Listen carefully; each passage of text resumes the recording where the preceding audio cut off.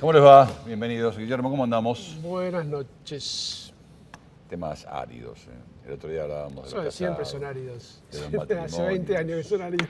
Hoy hablamos de los homosexuales, la homosexualidad, el tema de la iglesia en el último sínodo, que empezó con un documento. No vamos a hablar de vuelta del sínodo porque ya hablamos el programa pasado, pero sí vamos a hablar de distintos temas del sínodo. Así como planteamos el tema de los matrimonios vueltos a casar, o de los divorciados vueltos a casar, en lo que hace el sacramento de la comunión, hoy le toca el tema a los gays y al matrimonio homosexual.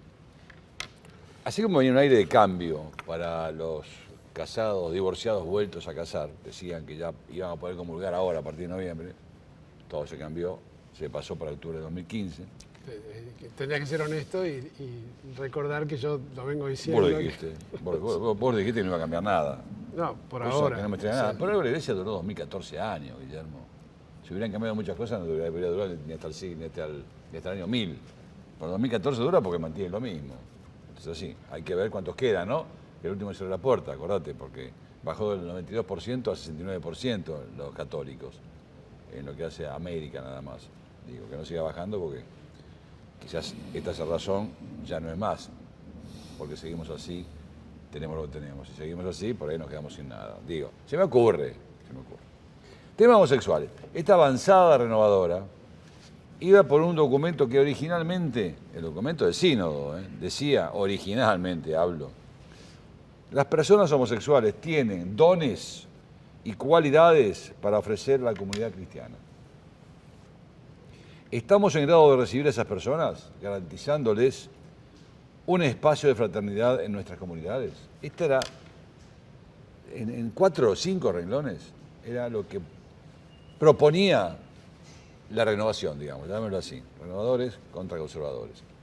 Hasta ahora estaban todos callados conservadores. Cuando dijeron esto y leyeron esto y dijeron que esta iba a ser la propuesta, se armó un Bolonqui de aquellos, pero de aquellos con amenazas, gritos. Bueno, el Senado se convirtió, parecía la Cámara de Diputados, son 130 los obispos, los cardenales, la Cámara de Diputados son 260, el doble. Bueno, imagínense la mitad del lío que hay en la Cámara de Diputados.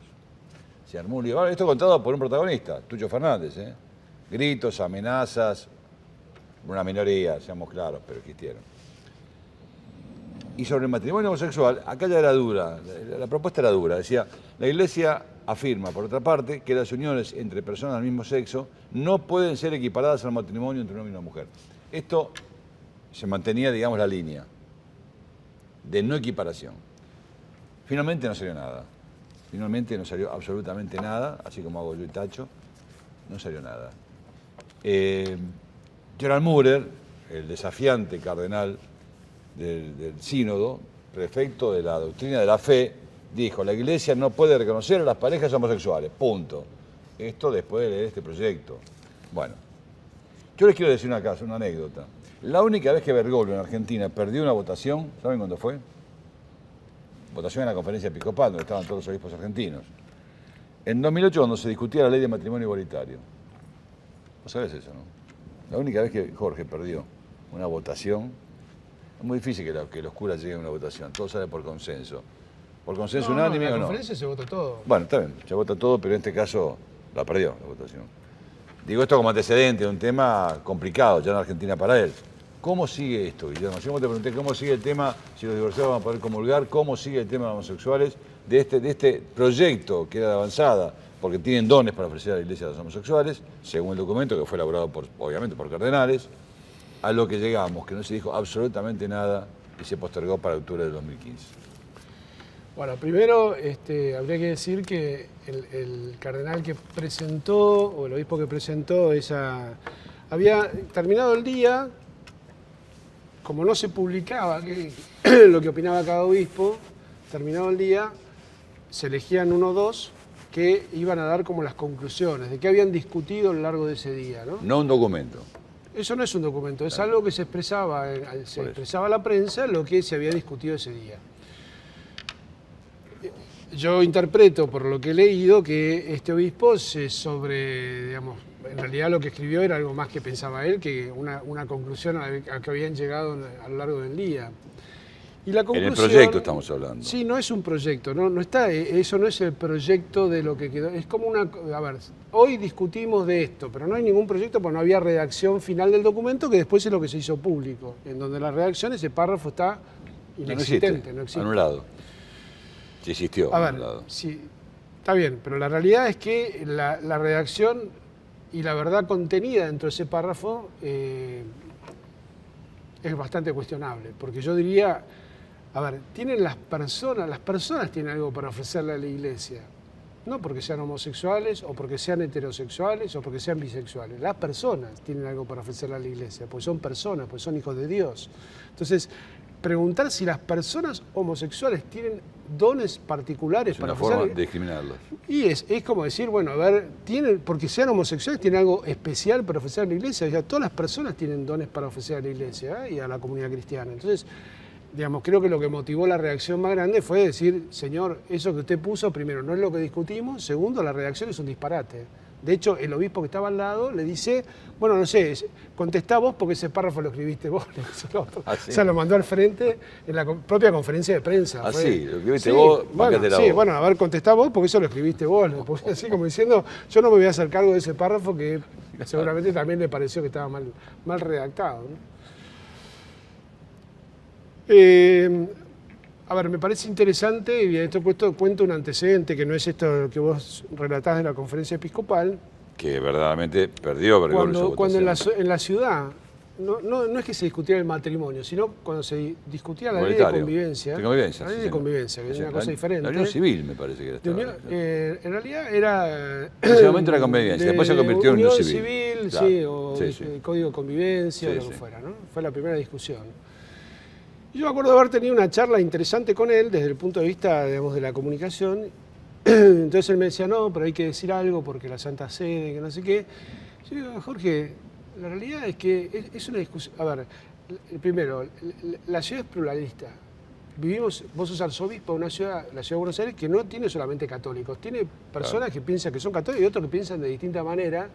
Por lo tanto, legislar es un acto que se hace para todos, para cualquier persona. Entonces, si una persona es homosexual y vive en pareja y se enferma la otra persona y no pueda quedarse a cuidarlo o pedir licencia o no tenga la posibilidad de, no sé, digamos, de tener, pedían derechos, ¿entendés? Yo digo, ¿por qué tenés que opinar? O sea, no están pidiendo el sacramento del matrimonio, no están discutiendo nada que atañe o que necesite una declaración de parte de la Iglesia, más bien permanezcamos en silencio, ¿no? Y dejemos que ellos discutan sus necesidades en la legislatura. Y así se hizo. Entonces, y yo mismo me comuniqué con César Sigluti para contarle que íbamos a tener esta posición.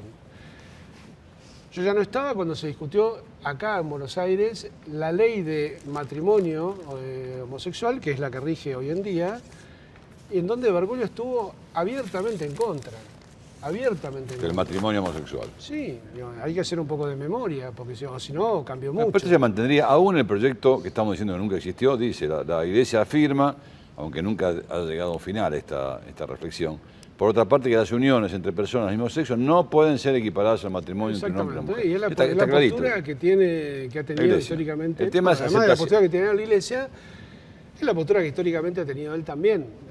Que yo no descarto Está claro. que pueda modificar, Está bien, que pero él fue la su pueda postura. modificar, pero Ahora, Guillermo, me llamaría mucho la atención. Digo que hemos recorrido un largo camino, aunque no se haya concretado este documento, entre lo que decía Guarachino, que tenían que irse a la isla Martín García y todos encerrados ahí, a esto que dice, algunos obispos lo piensan, las personas homosexuales tienen dones y cualidades. Más allá, como vos decís, una forma de discriminar, no hay por qué aclarar que las tienen. Pero hubo un largo camino recorrido. ¿no? Y va a haber falta recorrer un camino para mí gigantesco, porque, a ver, no alcanza, y esto es un caso donde se ve claramente, digamos, a ver, la percepción que podía tener, digamos, el texto bíblico hace 2000 años de lo que es una persona homosexual, y hoy en día lo que dice la psicología, lo que dice la medicina, digamos, acerca de la condición homosexual de las personas, me parece que es un dato, no puede ser menoscabado. O sea, no es un...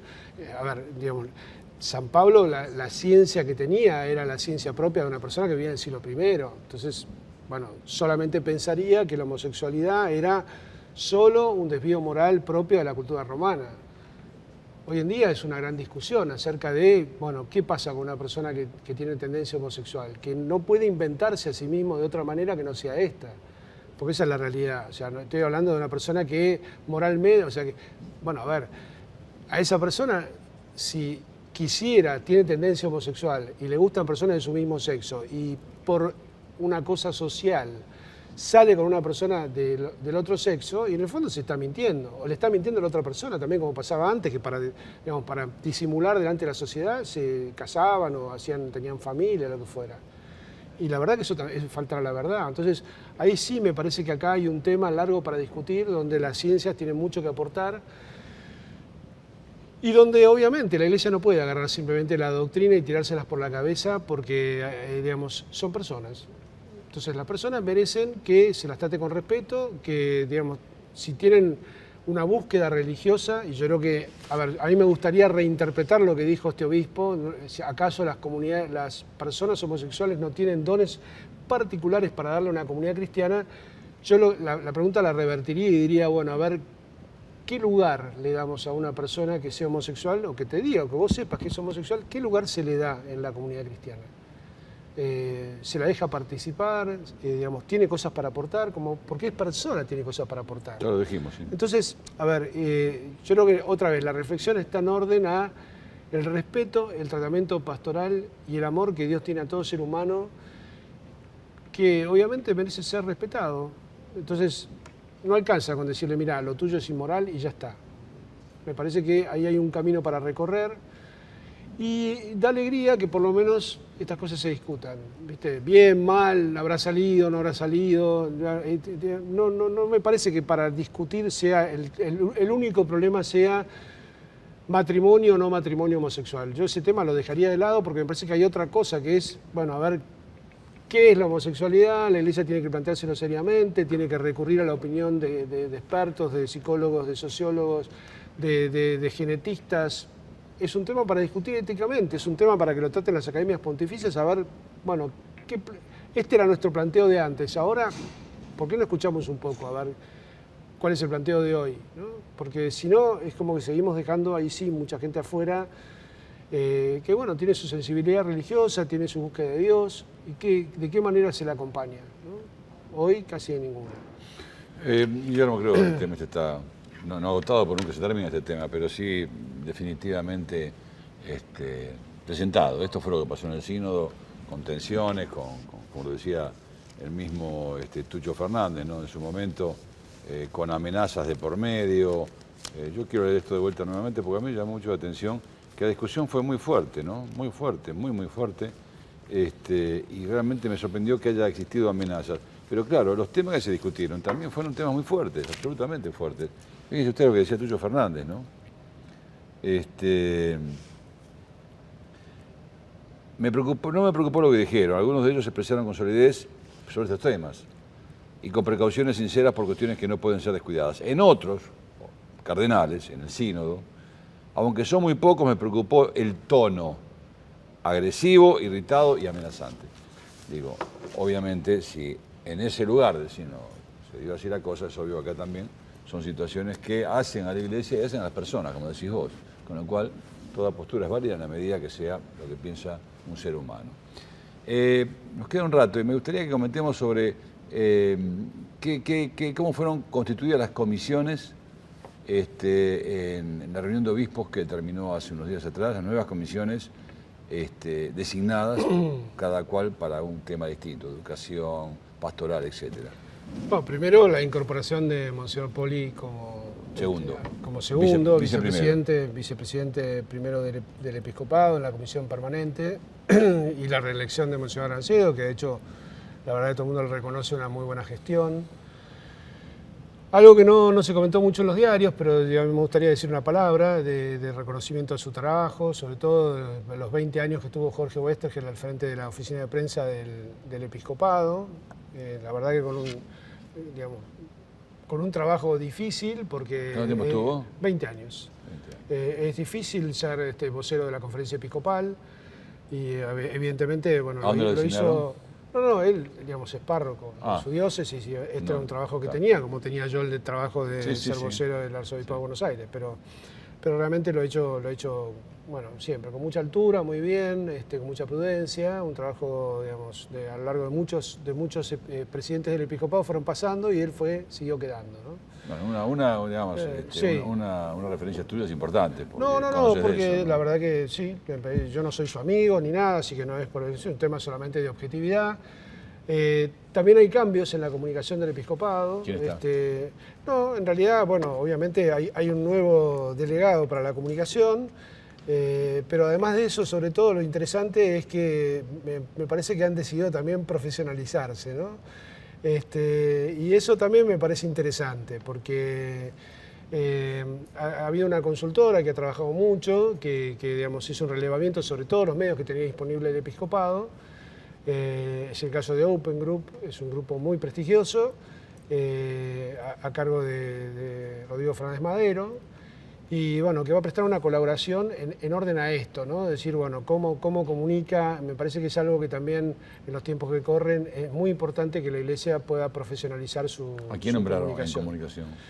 Eso es lo que estaba tratando de mirar, que ahora no tengo Un tema muy importante, muy importante, digo, tema, porque si en algo realidad falló... es la comisión de comunicación. La comisión, ¿no? sí, está integrada por varios. ¿No?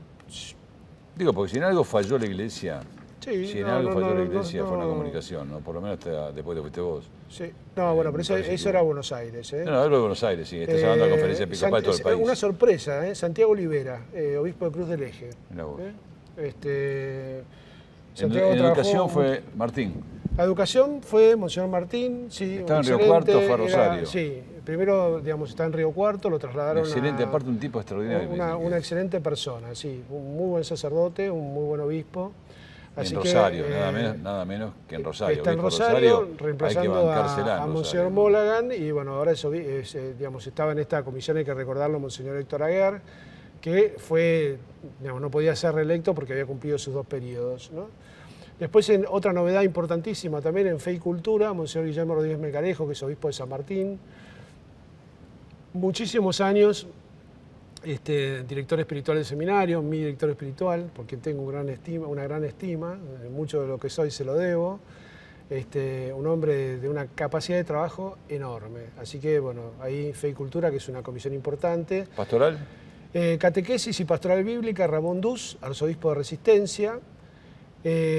Pastoral Social, que es también una comisión hay muchas comisiones, pero yo por ahí nombro las más notorias. La pastoral es muy importante. Muy importante y fue reelecto Jorge Aracelo. Lozano, Jorge Lozano, claro. obispo de Que Aracelo quedó como Gualeguaychú, titular, también cura de Buenos Aires. Perdón, Aracedo quedó como titular. Arancero es presidente del Por eso, episcopado. porque estábamos sí. haciendo la comisión y no decíamos quién quedó No, presidente. sí, lo dijimos, Ah, sí, sí, Monseñor bueno. Arancero reelecto como presidente. En Laicos y Familia, un tema que hemos también debatido tanto en los programas, Monseñor Pedro Alaxague, obispo auxiliar de Bahía Blanca. En Cáritas, otra comisión muy importante con mucha visibilidad, fue reelecto Monseñor Ojea, obispo de San Isidro, también cura de Buenos Aires. Yo digo, Buenos Aires va poblando el todos episcopado. auxiliares Fueron van- todos auxiliares de Buenos Aires que después Son pasaron a designaciones de distintos Jorge Bergoglio. lugares. ¿No? Sí. Claro, estos son designaciones de Claramente, Jorge Bergoglio. bueno. En ecumenismo, en relaciones con el judaísmo y el islam, otra comisión importante también, Monseñor Náñez, arzobispo de Córdoba. En Pastoral de la Salud, otro dato interesante, Alberto Bochatey, que es obispo auxiliar de La Plata, pero durante mucho tiempo presidió Bioética de la UCA, ¿no? Que sin duda prestigiosísima comisión de la UCA, de que trabajó muchísimo, hoy en día está el padre Rubén Revelo ahí. Comisión de ayuda a las regiones más necesitadas, Monseñor Pedro Olmedo, que digamos, también es un hombre de enorme trabajo social, enorme sensibilidad. Y en la Comisión Episcopal para la UCA, Monseñor Aurelio Poli, arzobispo de Buenos Aires, que además es el gran canciller. La UCA depende del episcopado y el gran canciller de la UCA es el arzobispo de Buenos Aires. Por ahí Hablando de mucha la gente UCA. no lo sabe, pero porque, bueno, digamos, gente más visible es Víctor Fernández, pero el Víctor gran Fernández canciller de es la el UCA rector. es el rector, el gran canciller es el arzobispo de Buenos Aires. Claro, que en este caso es Poli, como era Bergoglio antes. Víctor Fernández, ¿Tucho Fernández fue designado en alguna comisión? No. Porque, digo, Supongo que ahora participarán alguna, porque los obispos que no son presidentes de comisiones, después se pueden anotar para Claro, participar o, donde estar, quieran. o secundar en otras comisiones. Pero Claro. no fue elegido para presidir ninguna. Claro, ¿qué cambio notás el tono de las designaciones ¿qué te da como conclusión? ¿Qué te parece que hay un mensaje? ¿Hay una ratificación del rumbo No, me parece, dialoguista? a ver, me parece interesante, sí, por eso sí, porque lo tiene Monseñor Arancedo, pero además de ser un hombre dialoguista es una persona que no tiene problema en plantarse, me parece que en eso lo hace con mucha libertad y lo hace con mucha caridad también. O sea, cuando tiene que señalar algo, me parece que hay una apuesta fuerte del episcopado digamos, a seguir señalando los temas que ha iniciado señalar. Yo quisiera recordar, bueno, nosotros hemos pasado en estos programas anteriores también este congreso que hicimos con tanto éxito sobre narcotráfico, un poco pedido por el Papa, fueron 13 universidades, ¿no? 23 universidades, bueno. Y que tuvo un éxito enorme y mucha repercusión, pero este tema lo planteó también Jorge Bergoglio, siendo arzobispo de Buenos Aires, y la conferencia episcopal tuvo un protagonismo enorme en señalar todo este tema del narcotráfico y bueno, con muchísima preocupación. Los obispos veían cómo en el avance de la violencia en sus diferentes diócesis, que muchas veces es un testeo de la realidad nacional, bueno, ¿qué hacemos con esto? Miren, esto está, digamos, se nos viene encima. Pareciera como que todo el mundo miraba para otro costado y de repente fue la Iglesia la primera en señalar este tema.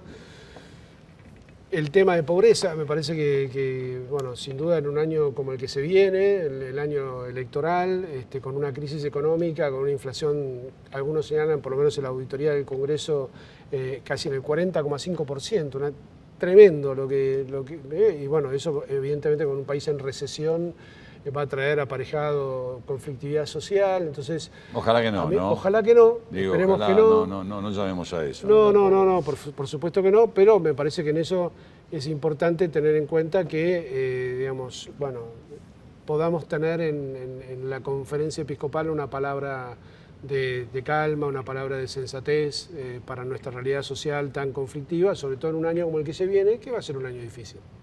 Así que está bueno que estas elecciones se hayan anticipado las del año que viene, que hay tantas elecciones, ¿no? Entre gobernadores, intendentes, claro, en un marco político y además presidentes. En un marco político, digamos, abierto como va a ser el año 2015, esto hubiera sido contaminado necesariamente por la política. Esto es así.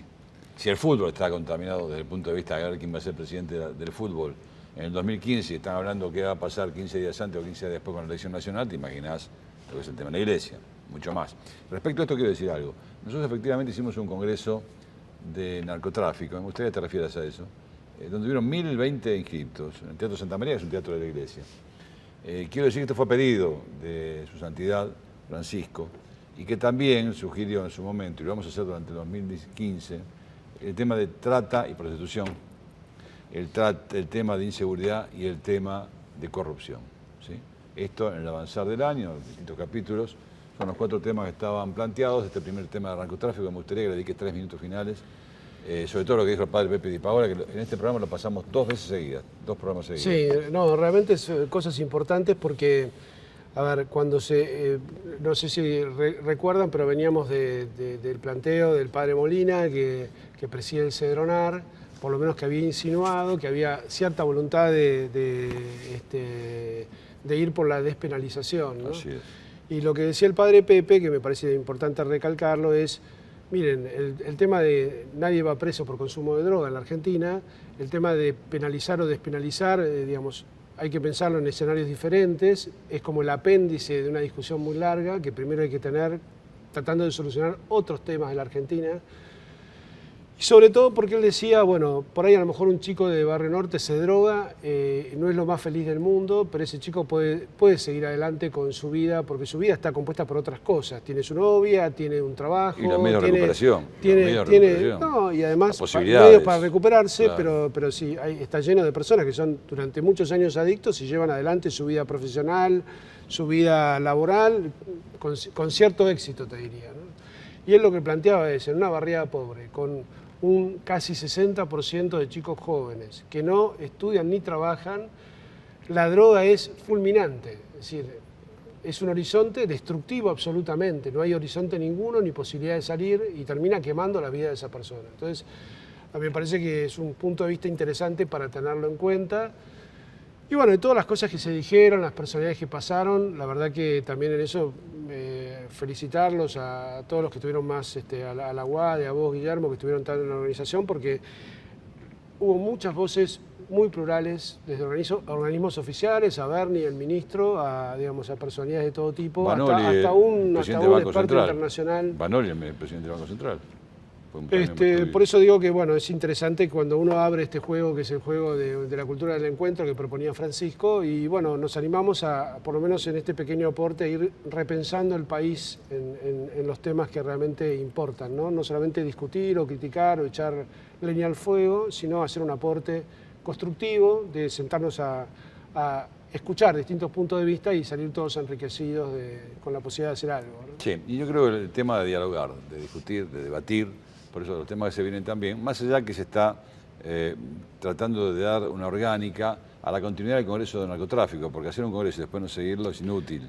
Pero lo que viene también es importante, el tema de trata y prostitución, el tema de corrupción, el tema de inseguridad, son temas puntuales que la sociedad se discutió. Sí, Y lo bueno es discutirlo, me debatirlo. impresionó mucho el panel que me tocó presidir, el de los periodistas, y me impresionó mucho lo que ellos nos decían a nosotros, ¿no? Que es el poco interés que suscitan las notas de este tipo en los diarios. Dice, a veces nosotros no tenemos lugar para escribir porque la verdad que a la gente no le interesa nada. Por lo tanto, tampoco le interesan los medios. Me parece que es un tema que sí. No sé qué es primero, el huevo y la gallina. Sí. Si a la gente no le interesa porque los medios no se ocupan, o a los medios no se ocupan porque bueno. a la gente no le interesa, ¿no?